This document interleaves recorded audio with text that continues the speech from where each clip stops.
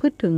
ในส่วนของข้อราชการสำคัญและสถานการณ์การแพร่ระบาดโควิด -19 ในพื้นที่จังหวัดเชียงใหม่นะคะแล้วก็มาพร้อมกับท่านนายแพทย์วรัญญูจำนงประสาทพรรองนายแพทย์สาธารณสุขจังหวัดเชียงใหม่ในเรื่องของการปฏิบัติงานทีมโควิดหมู่บ้านและตำบลค่ะท่านภาวิทย์บุญชละรองนายกเทศมนตรีตำบลสันผีเสื้อเรื่องของการจัดตั้งศูนย์ช่วยเหลือประชาชนที่ได้รับผลกระทบจากโควิด -19 และอุทกภัยในพื้นที่อำเภอตำบลสันผีเสื้อนะคะรวมถึงท่านรองนายกเทศมนตรีนครเชียงใหม่นายสุนทรยามสิริเรื่องของโครงการนวัตกรรม DPD โมเดลนะคะซึ่งจะเป็นอย่างไรนั้นเดี๋ยวติดตามกันค่ะวันนี้ดิฉันเดือนอินตาค่ะเป็นผู้ดำเนินรายการในช่วงนี้ค่ะเราต้อนรับท่านผู้ว่าราชการจังหวัดเชียงใหม่ค่ะสวัสดีค่ะท่านผู้ว่าค่ะสวัสดีเจ้าท่านผู้ว่าเจ้าว่าไงสวัสดีเจ้ารายการผู้ว่าพบประชาชนเจ้าวันนี้เดือนดำเนินรายการเจ้าท่านเจ้าครับเจ้าสวัสดีเจ้าเนาะตอนนี้ก็คือในช่วงเวลาของรายการเฮาหลายท่านเจ้าก็อยากจะติดตามข้อราชการอย่างสำคัญของจังหวัดเชียงใหม่รวมถึงสถานการณ์ของโควิด -19 เตยเจ้ารบกวนท่านผู้ว่าท่านพ่อเมืองของเฮาได้บอกกล่าวกับพี่น้องประชาชนกันเจ้าครับสวัสดีครับพี่น้องที่รับฟังอยู่ที่บ้านครับสวัสดีครับคุณเดือนครับเจ้า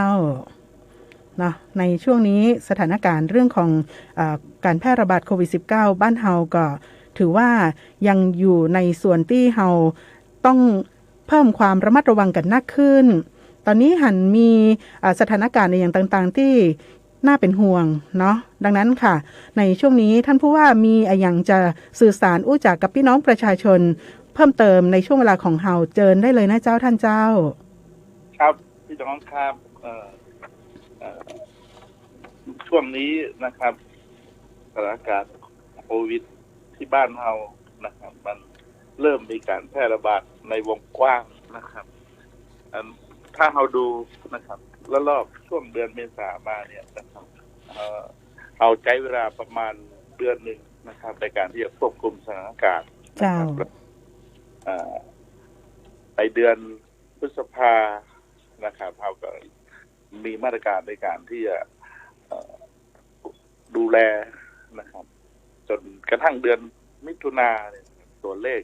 ของเราจะอยู่ประมาณที่ถ้าทั้งเดือนเนี่ยเฉพาะเดือนมิถุนาทั้งเดือนเนี่ยประมาณ80นะครับแต่ว่าเข้ามาเดือนกรกฎานะครับอาจจะเป็นที่เป็นว่าเชื้อเดลต้าติดกันง่ายนะครับเอาว่าถึงวันที่17วันนี้นะครับเรามีผู้ติดเชื้อสะสมนะครับผู้ติดเชื้อสะสมประมาณ300 ป่ายนะครับเฉพาะยังมาถึงเดือนเนี่ยนะประมาณครึ่งเดือนเนี่ยนะครับ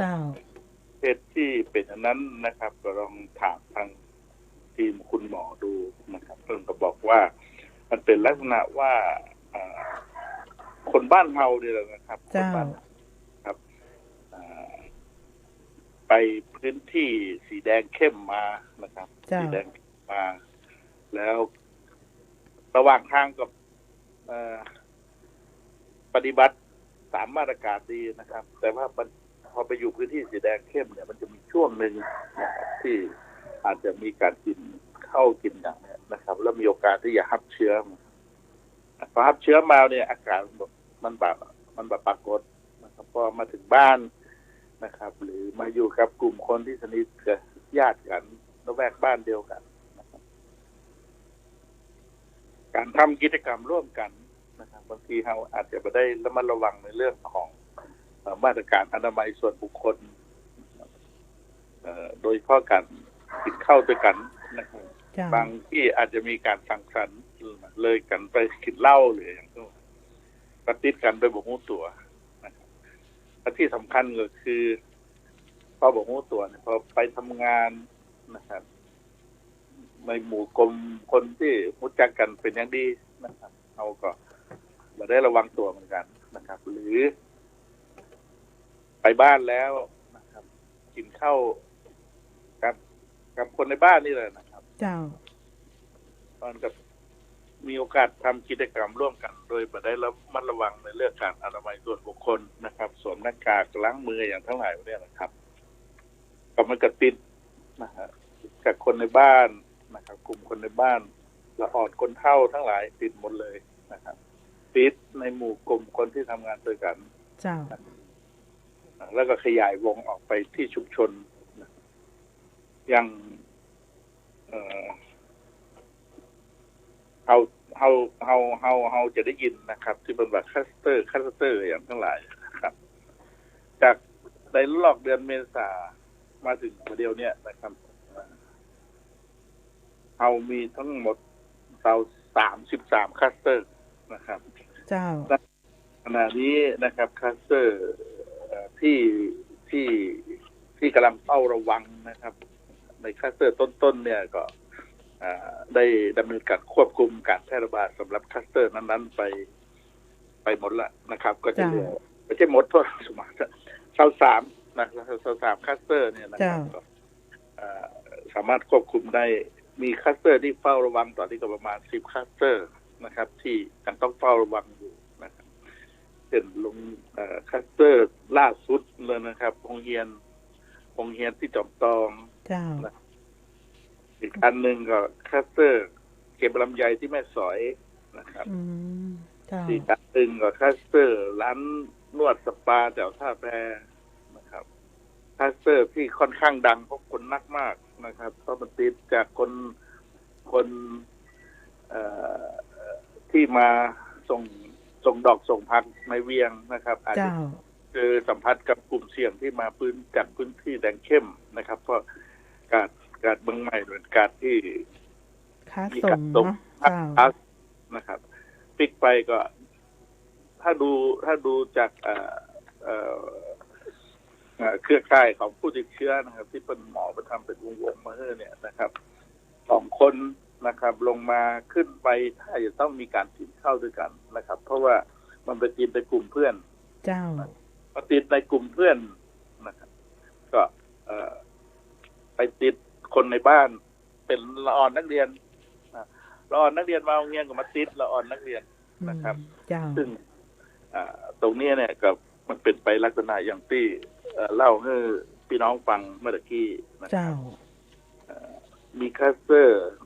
อันขายลอตเตอรี่ที่สันปะเปานะครับมีคลัสเตอร์ที่เปิ้นมาทำงานก่อสร้างศาลเด็กที่แยกศาลเด็กนะครับตรงข้ามแต่ว่าตัวแคมป์คนงานนี่จะอยู่ที่แม่แฝกสารพีแล้วก็อยู่ที่สันกระแปงนะครับซึ่งตรงนี้เนี่ยกับพี่น้องก็ตั้งกังวลครับทางอำเภอได้ล็อกดาวน์ไว้ให้เรียบร้อยแล้วครับแล้วก็ทางท้องถิ่นมันก็จัดหาอาหารให้ไปให้กินนะครับมีคลัสเตอร์ที่ขายกาแฟนะครับมาอยู่ในกลุ่มสันทรายกับแม่ลินนะครับคลัสเตอร์ที่หลายท่านกังวลนะครับหลายท่านกังวลมันเป็นบริษัทส่งขนมปังส่งเรื่องเซเว่นอย่างทั้งหลายนะครับตัวพ้นท้องไว้อย่างนะโกดังกระจายสินค้าตรงนี้อยู่ที่สันกำแพงนะครับตรงนี้นะครับทางจังหวัดก็เฝ้าระวังตลอดนะครับเพราะว่าเป็นลักษณะส่งของคือร้านขายขนมปังอย่างทั้งหลายนะครับร้านสะดวกซื้อทั้งหลายแต่จากการติดตามนะครับมันก็จะเป็นลักษณะว่ารถจากกรุงเทพมานะครับมาสัมผัสการรับส่งขนมปังเข้าสู่กระจายสินค้าแล้วก็เป็นการติดในหมู่คนที่ทำงานในโกดังนี่แหละนะครับสันนิษฐานว่าเกิดจากการรับประทานอาหารร่วมกันหรืออาจจะทำกิจกรรมอะไรอย่างร่วมกันนะครับแล้วก็ระบาดต่อไปในกลุ่มครอบครัวของคนที่ทำงานนี่ก็บางคนนะไม่ใช่ทุกคนนะครับบางคนนะครับว่าคนที่ได้ระบาดในครอบครัวตรงนี้ก็เชื่อว่าโดยมาตรการอนามัยส่วนบุคคลต้นปฏิบัติดีก็นะครับณปัจจุบันนี้นะครับยังบ่มีข้อมูลการติดที่ร้านสะดวกซื้อทั้งหลายนะครับอันนี้ก็เป็นข้อมูลที่จะทำให้พี่น้องทั้งหลายนะครับจะ บ่ได้วิตกกังวลในกรณีคลัสเตอร์ตรงนี้นะครับเพราะมันปรากฏในโซเชียลว่าที่นั่นที่นี่ติดที่นั่นติดแต่อันนั้นบ่ใช่ข้อที่จริงนะครับบ่ใช่ความจริงแล้วก็ทุกวันนี้นะครับก็ได้ทางอำเภอนะครับมอบหมายกำนันผู้ใหญ่บ้านนะครับเพื่อเฝ้าระวังตรวจสอบนะครับร้านสะดวกซื้อทั้งหลายที่อยู่ในพื้นที่นะครับก็คลัสเตอร์นี้เนี่ยเริ่มมีการติดเชื้อเมื่อวันที่7นะครับเมื่อวันที่7แล้วรวมกลุ่มคลัสเตอร์นี้ก็คนก็อยู่ที่ประมาณอยู่ที่50 คนนะครับที่เหลือก็จะเป็นบริษัทขนส่งสินค้าที่อำเภอฮอดนะครับซึ่งในระยะหลังนี้นะครับก็เจอผู้ติดเชื้อรายใหม่นะครับแต่ว่าเราก็ต้องเฝ้าระวังจนถึงกำหนดนะครับที่ทางการแพทย์เพิ่นยืนยันว่าโอเคแล้วนะครับคลัสเตอร์นี้ควบคุมได้แล้วนะครับแล้วก็มีไซต์โรงเรียนเอกชนที่เพิ่นเอาช่างเฟอร์นิเจอร์ลูกกรุงเทพมานะครับเอาช่างเฟอร์นิเจอร์ลูกกรุงเทพมาอันนี้ก็ระยะหลังนะครับตั้งแต่วันที่10เป็นต้นมานี่ก็ยังไปเจอผู้ติดเชื้อรายใหม่นะครับประมาณ10คลัสเตอร์เนี่ยครับที่เป็นคลัสเตอร์ที่ยังต้องเฝ้าระวังอยู่นะครับแล้วก็พยายามที่จะบ่ให้เกิดคลัสเตอร์ใหม่ๆนะครับอาจจะเป็นเรือแบบย่อยๆเหมือนในช่วงเดือนมิถุนาที่ผ่านมานะครับในขณะเดียวกันนะครับก็มีนะครับกลุ่มคนบ้านเฮากลุ่มหนึ่งนะครับที่ลูกหลานบ้านเฮาไปแยกการอยู่กรุงเทพนะครับซึ่งตรงนี้เนี่ยเพิ่นกลับบ้านมาเพิ่นอาจจะติดเชื้อหรืออะไรอย่างทั้งหลายนะครับเฮาก็มีอีกส่วนหนึ่งนะครับเพราะฉะนั้นการระบาดช่วงเดือนกรกฎาคมนะครับที่ว่าเจอผู้ติดเชื้อรายใหม่นักๆเนี่ยนะครับเฮาก็ได้มีการที่จะยกระดับมาตรการการปฏิบัติทั้งหลายนะครับหลายๆท่านก็สงสัยนั่นดังทั้งจังหวัดคณะกรรมการโรคติดต่อจังหวัดอย่างแบบทำอย่างมันเข้มงวดอันนี้เรียนยืนยันได้เลยนะครับว่าในมาตรการทั้งหลายเนี่ยนะครับพยายามที่จะยกระดับนะครับเพื่อมันมีความเข้มข้นในการคัดกรองหรือการควบคุมอย่างเต็มที่นะครับแต่ตามนะครับมาตรการกำหนดมาดีอย่างใดนะครับแต่ว่าถ้าหมู่เฮาทั้งหลายนะครับซึ่งควรจะต้องปฏิบัติตามมาตรการเหล่านี้นะครับเพื่อลดนะครับความรุนแรงของการระบาดซึ่งเราสามารถควบคุมได้เนี่ยได้ช่วยเหลือกันได้ช่วยกันทั้งสองฝ่ายนะครับทางเจ้าหน้าที่เองนะครับณขณะนี้นะครับทุกวันได้มีการประชุมคณะกรรมการโรคติดต่อนะครับกับในอำเภอทุกอำเภอนะครับเพื่อส่งมอบภารกิจในการที่จะดูแลกำกับการปฏิบัติมาตรการการออกประชาสัมพันธ์ให้พี่น้องได้มีส่วนร่วมนะครับการปฏิบัติตามมาตรการนี้ได้มีการประชุมทุกวันนะครับมีจี้ไปทุกวันนะครับมีการเอาข้อมูลที่ทางมีการพบนะครับแล้วก็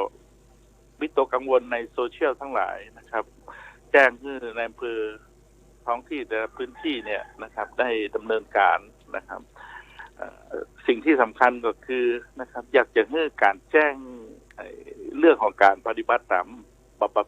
การไม่ปฏิบัติตามมาตรการเนี่ยนะครับอยากจะแจ้งทางอำเภอหรือทางตำรวจนะครับหรือกำนันผู้ใหญ่บ้านหรือแม้กระทั่งนายกท้องถิ่นโดยตรงเลยนะครับท่านสะดวกทางใดนะครับก็แจ้งดังนั้นเลยครับเพราะว่าได้มีการประชุมเครือข่ายหน่วยงานที่จะต้องกำกับการปฏิบัติตรงนี้นะครับอย่างคือมันสัมพันธ์กันหมดสามารถแจ้งได้หมดเลยนะครับถ้าท่านไปแบบหันแล้วก็พูดกันในไลน์เพื่อนฝูงนะครับมันก็กว่าข้อมูลจะมาถึงทางจังหวัดที่จะสั่งการเพื่อให้เจ้าหน้าที่ทั้งหลายเนี่ยมันก็จะช้าไปแล้วนะครับยกตัวอย่างเช่นวันก่อนนี้นะครับผมก็เปิดไลน์ไปเปิดไลน์มาเจอมีอันหนึ่งว่าเนี่ยสนามฟุตบอลน้อยเนี่ยนะครับระวังเนออย่างนี้ทีนี้พอเอาไปแล้วมัน3-4 วันแล้วเขาก็บอกว่าจะแย่งใดได้เกิดได้แต่เอาว่าบอกเจ้าของเพิ่นบอกว่าอัน ผ่อนคลายนะครับผ่อนคลายกิจกรรมทางเศรษฐกิจมันขับเคลื่อนไปได้โมเฮาจะได้ประเดือดร้อนเรื่องการทำมาหากินหรือการใช้ชีวิตประจำวันแต่ว่ามันต้องเป็นหน้าที่ว่านอกจากการผ่อนคลายไม่ต้องไปกับมาตรการป้องกันและควบคุมโรคนะครับก็บอกว่าถ้าเจอแบบมีคนที่ชี้นะครับเพื่อไปดำเนินการนะครับทางจังหวัดก็จะต้องดำเนินการนะครับตามมาตรการนะครับมีการปรับบางทีอาจจะถึงจำคุกซึ่งแล้วแต่พฤติกรรมการฝ่าฝืนมาตรการนะครับตรงนี้เนี่ยนะครับก็ได้กำชับครับแต่ว่าในข้อเท็จจริงเราบางทีเราก็ต้องย้ำว่าข้อเท็จจริงว่าไอ้พฤติกรรมตรงนี้มันอาจจะมีเยอะแต่ว่ากำลังเจ้าหน้าที่ที่จะไล่ตะเวนมาเที่ยวไปมาถึงตัวนี้เพิ่นต่อมาได้ทำอย่างแต่พอเลยหลังรับหลังไปหน่อยแล้วก็โอ้ไปแล้วการคิดช่องการแจ้งของพี่น้องนะครับท่านอย่าคิดว่ามันธุระไม่ใช่หรือว่าบางทีเอาไปก็วิพากษ์วิจารณ์กันในโซเชียลนะครับแต่ว่าบ่ได้แจ้งให้กับทางฝ่ายบ้านเมืองโดยเร็วโดยตรงเนี่ยนะครับบางทีท้ายสุดอย่างเช่นตัวเลขของการแพร่ระบาดพอนักขึ้นนะครับแน่นอนนะครับมาตรการทั้งหลายนะครับคือทำให้เราต้องกลายเป็นจากพื้นที่นะครับเดิมเขาเป็นพื้นที่สีเหลืองนะครับแต่ต่างไปที่เขาเป็นพื้นที่สีแดงแล้วนะครับสีแดงแล้วพร้อมที่จะเป็นแดงเข้มนะครับถ้าตัวเลขนะครับถ้าเอาเป็นว่าถ้าท่านนึกอย่างออกโทรมาที่โทรศัพท์ผู้ว่านี่ก็ได้นะครับ089 203 0408โทรมาที่เบอร์ผู้ว่านี่เลยก็ได้นะครับเราจะได้มีการสั่งการให้หน่วยที่เกี่ยวข้องไปดำเนินการโดยทันทีนะครับณขณะนี้เนี่ยนะครับกลุ่มบุคคลที่เป็นต้นต่อของคลัสเตอร์การแพร่ระบาดทั้งหลายเนี่ยนะครับก็ได้มีการสั่งการนะครับให้แต่ละอำเภอนะครับรวมถึงในเทศบาลนครเชียงใหม่นะครับไปดำเนินคดีนะครับกับผู้ที่บ่ได้ปฏิบัติตามมาตรการหรือคำสั่งที่ทางจังหวัดได้กำหนดนะครับก็เรียนกับพี่น้องเลยนะครับว่าทางจังหวัดนะครับคณะกรรมการโรคติดต่อจังหวัดเนี่ยนะครับมีการประชุมประเมินสถานการณ์ติดตามสถานการณ์นะครับแล้วก็กำชับไปยังอำเภอหรือหน่วยงานนะครับที่อาจจะละหลวมหรือย่อนยานนะครับเพื่อมีการเข้มงวดและยกระดับในมาตรการทั้งหลายนะครับตอนนี้ก็ถ้าพี่น้องนะครับได้ช่วยกันนะครับปฏิบัติตามมาตรการนะครับเป็นอีกแรงหนึ่งและเป็นแรงที่มีความสำคัญอย่างยิ่งนะครับเพราะว่าถ้าทุกบ้านทุกคนนะครับทุกบริษัททุกสำนักงานนะครับได้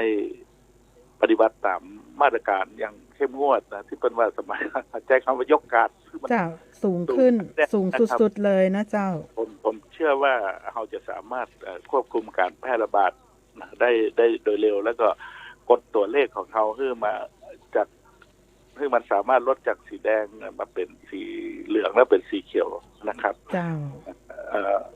ต้องบอกว่าต้องขอเลยครับขอช่วยกันนะครับช่วยกันเพราะบ้านเฮาสุดท้ายนะครับเฮาก็ต้องช่วยกันสร้างบ้านแปลงเมืองสร้างกับแปลงป้องกันนะครับลำพังแต่ฝ่ายบ้านเมืองอย่างเดียวเนี่ยนะครับมันก็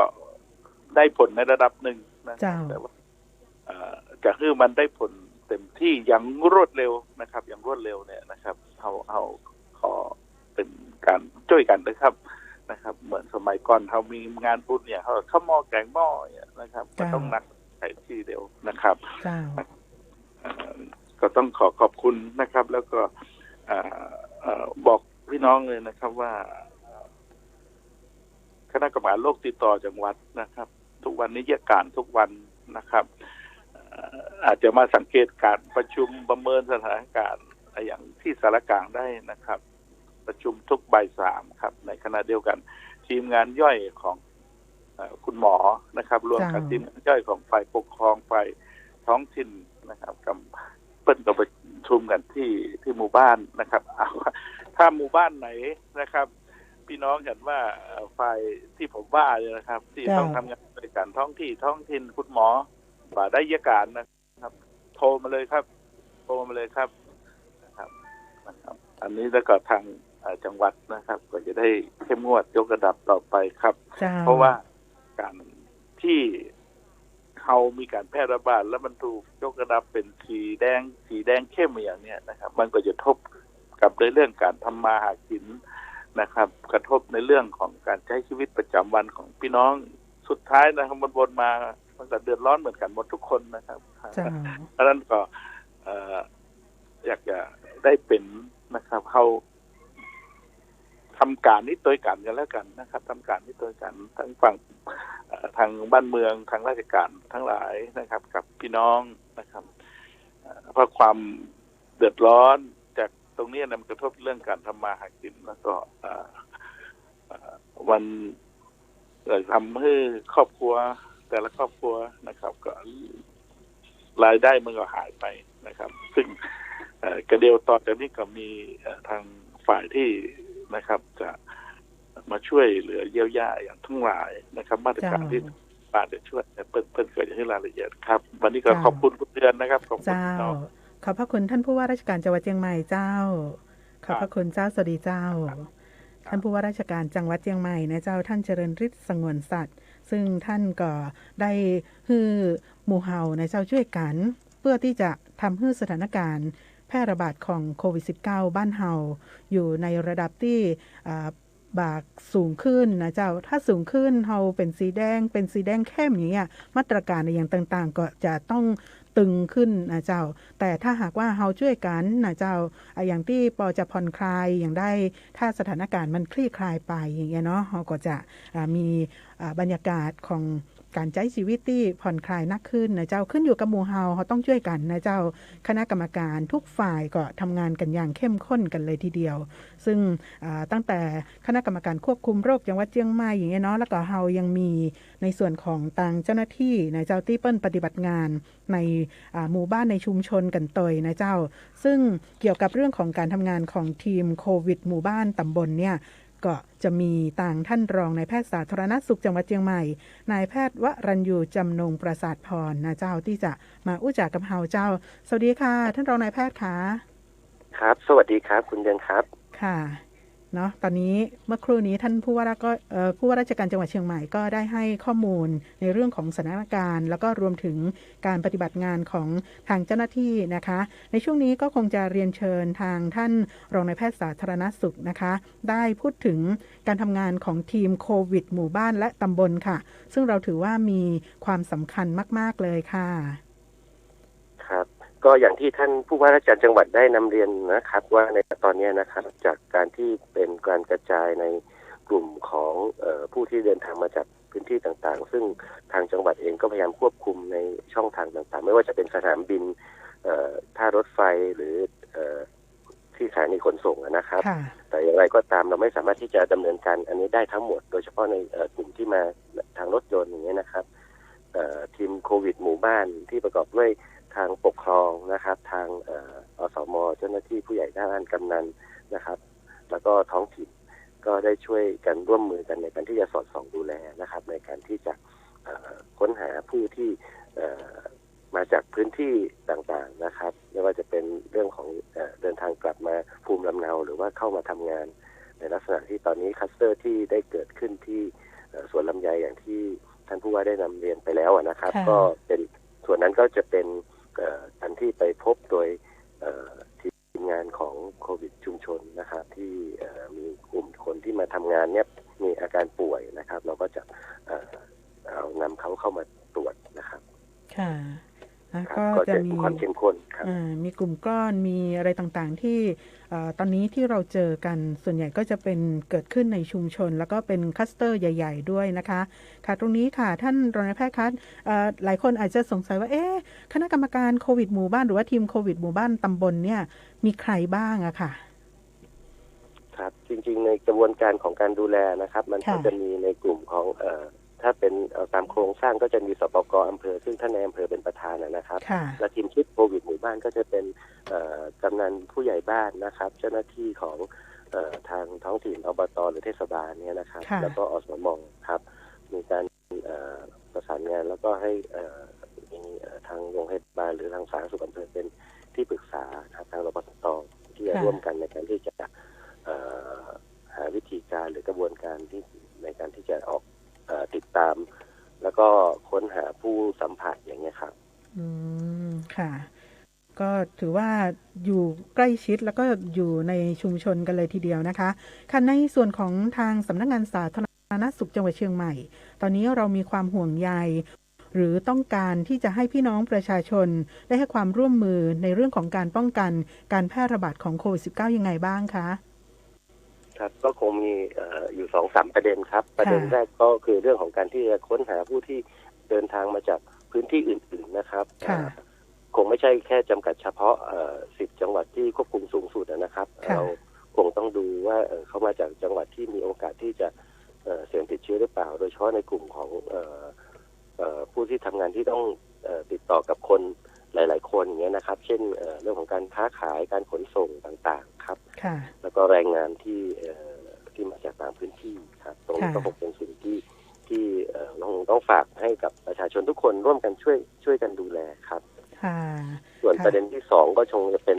ประเด็นของเรื่องของการที่จะป้องกันตนเองครับในกระบวนการของการติดเชื้อเนี่ยนะครับจริงๆแล้วถ้าถามว่าโควิดติดง่ายไหมก็ง่ายอยู่ครับแต่ถ้าถามว่ายากไหม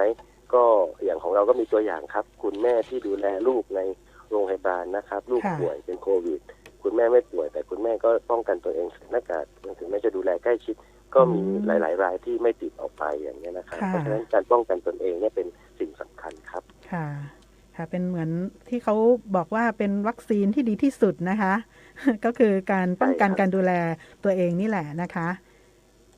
ค่ะมีประเด็นเพิ่มเติมอีกไหมคะคุณหมอคะครับในส่วนของเงื่อนไขของการจัดการตอนนี้นะครับอีกประเด็นหนึ่งที่มีปัญหาก็คือว่าเรื่องของการไม่ให้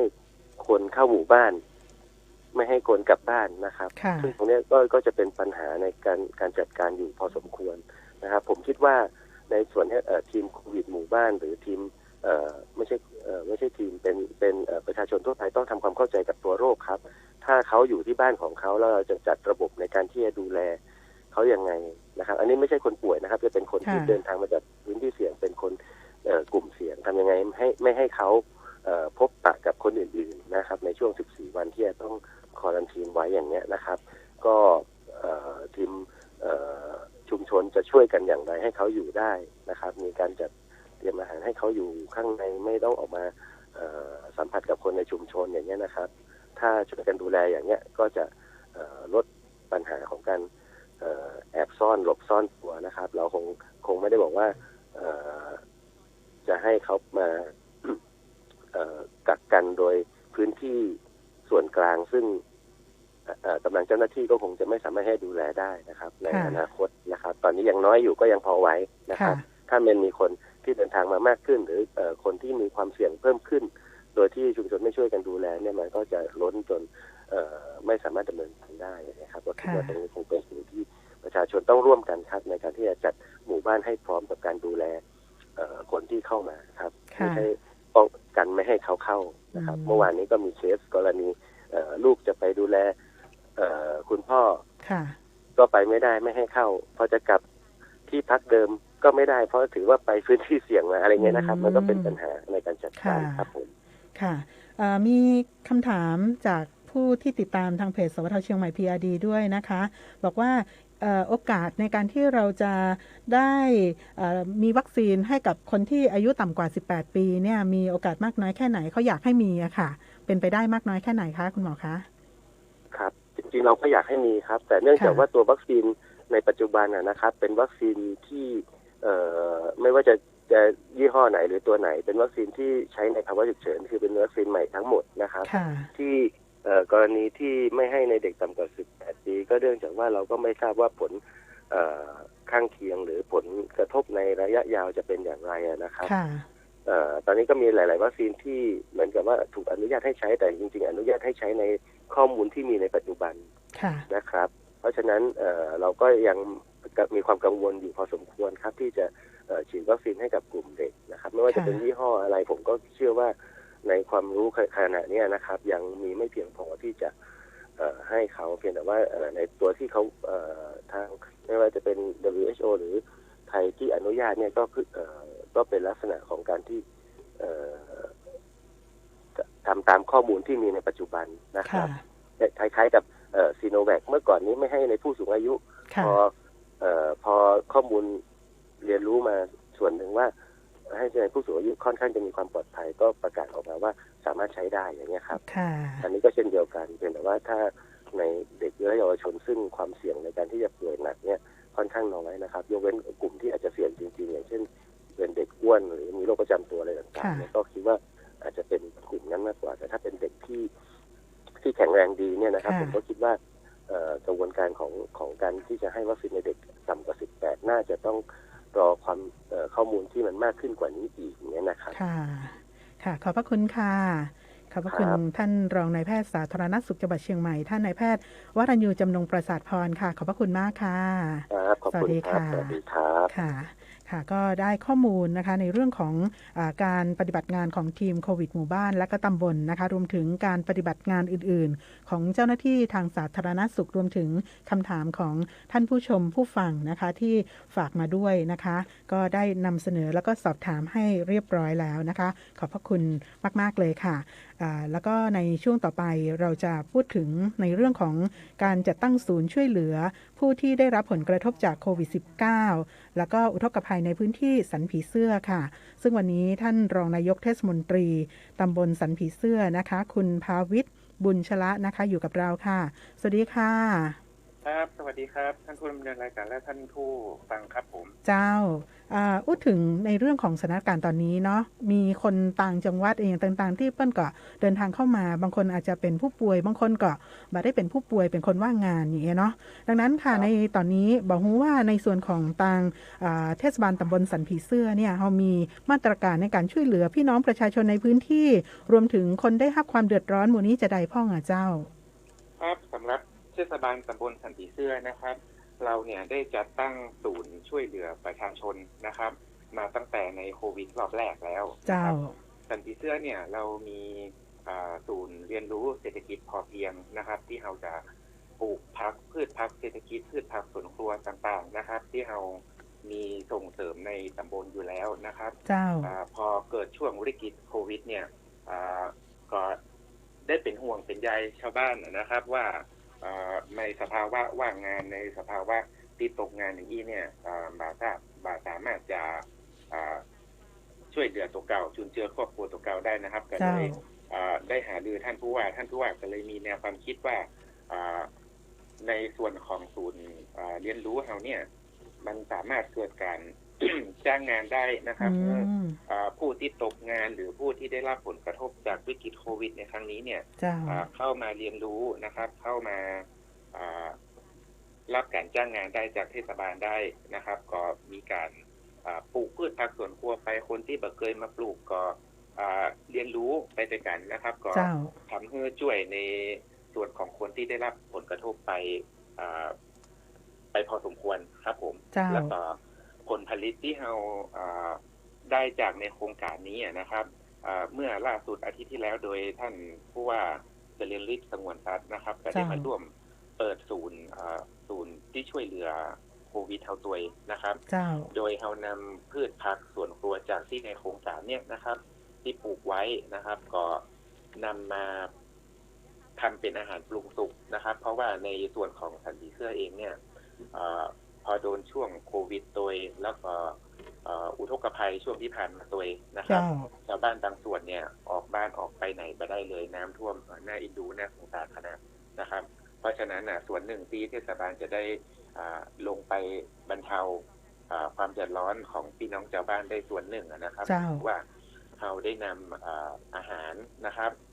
เป็นเมล็ดข้าวที่ปลูกจากโครงการของเทศบาลสันติเสื้อเหมือนกันนะครับ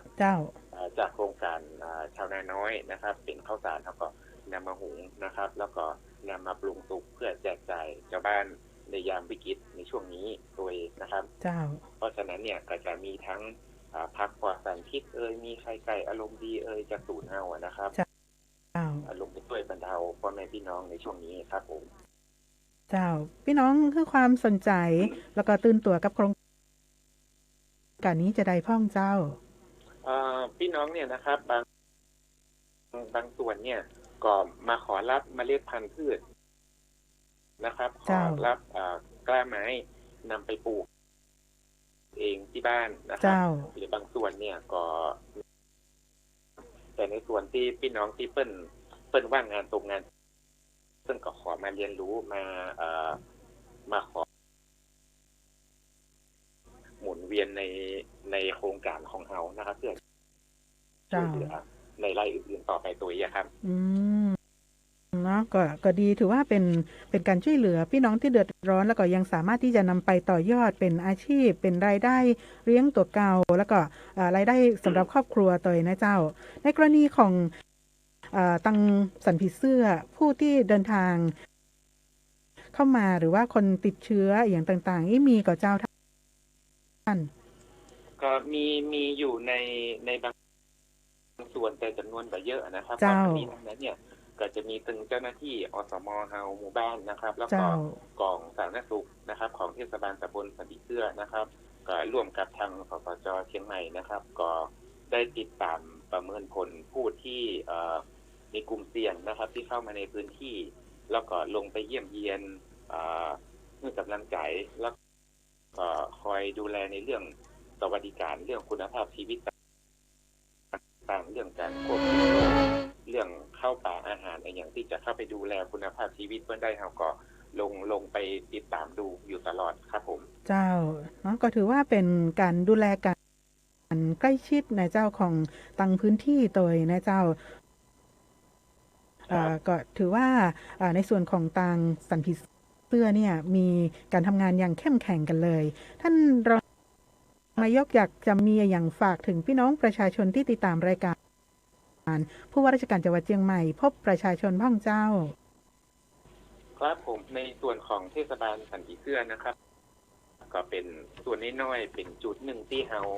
จะสามารถลงในส่วนที่เราทำอยู่นี้เนี่ยก็จะเป็นศูนย์เรียนรู้เศรษฐกิจพอเพียงเป็นพืชผักสวนครัวนะครับท่านใดที่อยากจะมาเรียนรู้วิธีการที่จะปลูกผักปลูกไม้พืชผักสวนครัวแล้วก็เคยมีประสบการณ์มาขอรับก้าพันธุ์ก้าไม้เมล็ดพันธุ์พืชต่างๆเข้ามาเพื่อที่จะได้ไปเรียนรู้ด้วยตัวเองเอาไปปลูกที่บ้านตัวเองเนี่ยนะครับทีนี้ในส่วนของความเดือดร้อนของพี่น้องเรื่องน้ำท่วมในช่วงนี้นะครับทางเทศบาลเรามีหน่วยงานและทีมนี้รวมถึงพื้นที่ใกล้เคียงตัวนะครับเราก็ไปได้ดูแลแต่เฉพาะพื้นที่สันติเสื้ออย่างเดียวพื้นที่บริเวณใกล้เคียงเราก็พยายามติดตามดูกลุ่มเสี่ยงกลุ่มที่จะเข้ามาอย่างต่างๆพร้อมกับมีเจ้าหน้าที่อสม.คอยคัดกรองตัวนะครับเพราะฉะนั้นขอพี่น้องชาวบ้านอุ่นใจสบายใจได้ครับเจ้าขอบพระคุณเจ้าท่านรองนายกเทศมนตรีตำบลสันผีเสื้อคุณภาวิทย์บุญชละนะเจ้าขอบคุณนักๆเจ้าครับผมยินดีครับเจ้าขอบพระคุณเจ้าเนาะก็ถือว่าการทำงานของชุมชนการทำงานของพื้นที่นะเจ้าของช่วยให้สถานการณ์อย่างต่างๆนั้นสามารถที่จะควบคุมสถานการณ์ต่างๆได้เวลามีความเดือดร้อนอย่างต่างๆก็สามารถช่วยเหลือกันได้นะเจ้าอบอุ่นเนาะแล้วก็เปิ้นบอกว่าบ่ได้ดูแลเฉพาะสันผีเสื้อตัวอันแต่ว่าแบ่งปันให้กับก็เดี๋ยวเราจะไปติดตามแหมเรื่องนึงนะเจ้ากันก็คือโครงการนวัตกรรม DPD โมเดลสร้างคนสร้างชาติของเทศบาลนครเชียงใหม่ซึ่งวันนี้ท่านรองนายกเทศมนตรีนครเชียงใหม่ คุณสุนทรหมู่เฮานะเจ้าถึงโครงการนี้นะเจ้าว่าพื้นที่นะเจ้าเปิ้นได้บอกเล่าสู่เพื่อหมู่เฮาได้ฟังกันนะเจ้าเพื่อความชัดเจนของโครงการนะเจ้าสวัสดีเจ้าท่านรองนายกเทศมนตรีนครเชียงใหม่คุณสุนทรยามสิริสวัสดีเจ้าครับสวัสดีครับเจ้าช่วงของรายการผู้ว่าราชการจังหวัดเชียงใหม่พบประชาชนเนาะโครงการที่น่าสนใจของทางเทศบาลนครเชียงใหม่ก็คือโครงการนวัตกรรม DPD โมเดลสร้างคนสร้างชาติเทศบาลนครเชียงใหม่โครงการนี้เป็นจะได้พ่องเจ้าท่านเจ้าหลายคนสนใจอยากให้หูเจ้าครับโครงการนี้มันสืบเนื่องต่อจากโครงการเป็นโครงการที่มัชชิ่งความดีนะครับที่ผ่านมานะครับที่ทางโรงเรียนเทศบาลวัดปี62ครับหลังวัดพระราชทานนะครับเลยมาเป็นโครงการ DPD โมเดลสร้างคนสร้างชาติครับเจ้าอ๋อก็เลยเป็นที่มาว่าอย่างถึงทางเทศบาลได้ร่วมกับทางโรงเรียนเทศบาลนะเจ้าแล้วการดำเนินงานของโครงการแล้วเจ้าครับดำเนินการโครงการนี้ตอนนี้ทางเทศบาลก็ดำเนินการ DPD โมเดลสร้างคนสร้างชาติอยู่นะครับซึ่งตอนนี้กำลังเข้ารอบอยู่เจ้าการดำเนินการเป็นในรูปแบบใดเจ้าการดำเนินการก็คือต้องการให้ว่านักเรียนนะเพื่อแก้ไขปัญหาพฤติกรรมที่พึงประสบของนักเรียนนะครับแล้วเพื่อพัฒนาผู้เรียนอย่างมีระบบนะครับแล้วก็วินัยนะครับมีการทำงานร่วมกันเป็นหมู่คณะนะครับเจ้าคือสร้างวินัยให้กับละอ่อนแล้วก็ให้ละอ่อนเนี่ยได้แยกการหรือว่าทำงานร่วมกันนะเจ้าการช่วยเหลือซึ่งกันและกันเนาะแล้วในส่วนอื่นๆยังหันว่ามีมิติในเรื่องของการสร้างโอกาสความเสมอภาคเท่าเทียมเตยครับเนื่องจากว่าในโรงเรียนสังกัดเทศบาลนครธรรมรีนั้นมีหลายชนเผ่านะครับเขาต้องการให้นักเรียนเนี่ยอยู่ร่วมกันนะฮะเหมือนปกติคนไทยทุกคนนะครับมีเท่าเทียมกันนะครับเลยสร้างโครงการ DPD โมเดลขึ้นมานะครับเพื่อว่าให้ทุกคนเนี่ยคือเหมือนกันเท่าเทียมกันและสร้างวินัยในการเรียนการสอนนะครับแล้วก็วินัยในเชิงบวกที่ดีครับเจ้าโครงการนี้มีโอกาสมีแนวโน้มที่จะขยายไปยังโรงเรียนเทศบาลอื่นๆกับเจ้าครับอันนี้เป็นโครงการที่ดีครับที่ว่าเราจะมีโครงการ DPD ทุกโรงเรียนตอนนี้โรงเรียนเทศบาลวัดป่าแพ่งเป็นโมเดลนะครับที่นำร่องก่อนถ้าสมมติว่าของโรงเรียนเทศบาลวัดป่าแพ่งเป็นโมเดลที่นำร่องแล้วประสบผลการแถม11โรงเรียนครับเจ้าก็คือครอบคลุมกุฏิเลยนะเจ้าครับถูกต้องครับเนาะแล้วในส่วนของโครงการนี้เวลาเราทำโครงการในอย่างต่างๆเนี่ยเนาะหลายคนก็จะมีความคาดหวังว่าจะเกี่ยวเนื่องกับเรื่องของการพัฒนาเทศบาลนครเชียงครับในการพัฒนานี่ก็คือเป็นการพัฒนาที่ในโรงเรียนนะครับเป็นวินัยเชิงบวกคือนักเรียนทุกคนนะครับมีระเบียบวินัยนะครับแล้วก็มีการศึกษาคุณภาพดีๆนะครับมีสุขอนามัยนะครับสุขภาพที่ดีนะครับลดความเหลื่อมล้ำทางการศึกษานะครับแล้วก็มีความยั่งยืนในชุมชนนะครับซึ่งสิ่งต่างๆเหล่านี้ท่านนายกเทศมนตรีมีนโยบายลักษณะเช่นนี้ออกมาแล้วนะครับเจ้าก็คือว่าในการที่เราจะสร้างคนให้มีคุณภาพมันก็ต้องเริ่มจากวัยละอ่อนเนี่ยเนาะแล้วก็ให้เปิ้ลมีความเข้มแข็งแล้วเปิ้ลก็จะได้ร่วมกันในการพัฒนาท้องถิ่นกันต่อไปนะเจ้าท่านรองนายกมีอย่างที่อยากจะฝากกับพี่น้องประชาชนโดยเฉพาะคนในเขตพื้นที่เทศบาลนครเชียงใหม่โดยเฉพาะเรื่องของการที่เราอยู่ในสถานการณ์วิกฤตของโควิด -19 เนี่ยเจ้าก็ต้องฝากกับพ พี่น้องในชุมชนนะฮะนักเรียนนะครับเจ้าซึ่งตอนนี้เราอยู่ในภาวะโควิดนะครับก็ตอนนี้ทางโรงเรียนก็มีการเรียนในระบบออนไลน์นะครับโรงเรียนปิดนะครับครูผู้สอนก็ต้องสอนในระบบออนไลน์นะครับทุกคนต้องมีวินัยนะครับเวลาจะไปไหนมาไหนต้องใส่ผ้าแมสนะครับสิ่งที่เปิ้นห้ามบ่ให้ไปก็อย่าไปนะครับต้องเชื่อฟังในเงื่อนไขที่ทางจังหวัดเปิ้นแจ้งมาศูนย์สคบเปิ้นแจ้งมาว่าควรจะทำอย่างไรในโรงเรียนควรจะทำอะไรในนอกโรงเรียนนะครับพอดีฝากกับประชาชนนะครับถ้ามีสมมติต้องรีบแจ้งมาทันทีเลยนะครับเจ้าขอบพระคุณเจ้าท่านรองนายกเทศมนตรีนครเชียงใหม่เจ้าขอบคุณเจ้าสวัสดีเจ้าท่านสุนทรยามสิรินะเจ้าซึ่งวันนี้ก็ได้มาพูดถึงเรื่องของโครงการนวัตกรรม DPD โมเดลสร้างคนสร้างชาติเทศบาลนครเชียงใหม่นะเจ้าเนาะแล้วก็ขอบพระคุณทุกท่านเลยนะเจ้าท่านเจริญฤทธิ์สงวนสัตว์ผู้ว่าราชการจังหวัดเชียงใหม่นะเจ้าวันนี้ก็ได้นำเรื่องสำคัญของจังหวัดเชียงใหม่แล้วก็การควบคุมสถานการณ์การแพร่ระบาดของพี่น้องประชาชนนะเจ้าแล้วก็ที่สำคัญก็คือขอความร่วมมือจากพี่น้องประชาชนในการป้องกันการแพร่ระบาดของโควิด -19 ช่วยกันเป็นหูเป็นตาสอดส่องดูแลให้กับทางการตยนะเจ้าแล้วก็รวมถึงการทำงานต่างๆของท่านรองนายแพทย์สา